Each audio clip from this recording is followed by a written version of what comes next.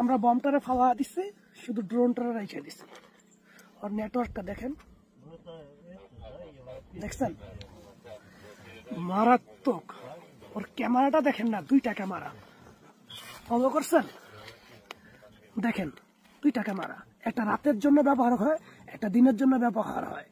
রাতে অটোমেটিক ও দেখতে পারে শত্রুপক্ষের ঘর কোন দিকে।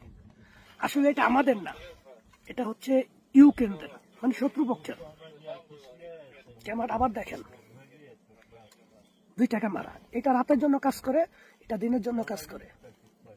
মারাত্মক। আল্লাহ বাঁচাইছে, আপনাদের দোয়া ছিল মনে হয়, আপনাদের দোয়া ছিল, যার কারণে আমি বাঁচতে পারছি।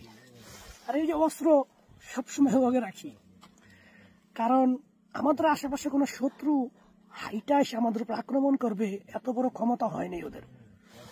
তবে এই ড্রোনগুলো আসে, এই ড্রোনগুলো আসার কারণে আমরা হতভম্ব হয়ে যাই, রাত্রেবেলা বেশি ভয় থাকে। আমি যেখানে আছি এটা হচ্ছে আমাদের একটা ক্যাম্প, চতুর্পাশে ফাঁকা জায়গা, এখান থেকে আমরা নিশানা করি চতুর্পাশে কি আসে না আসে। পরের পর্ব আপনাদেরকে আমি দেখাবো নেটওয়ার্ক জাম করে কিভাবে ড্রোনগুলোরে আমরা নিয়ন্ত্রণ করে নিয়ে আসি।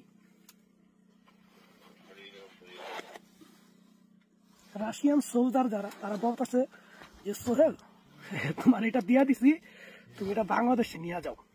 তবে আমি চেষ্টা করবো ওই ক্যামেরাটা নিয়ে যাওয়ার জন্য, হ্যাপি একটা ক্যামেরা।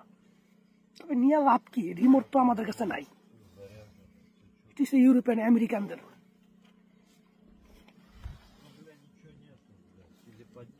ওকে, এই পর্যন্তই, দোয়া রাখবেন, ঠিক আছে, দোয়া রাখবেন।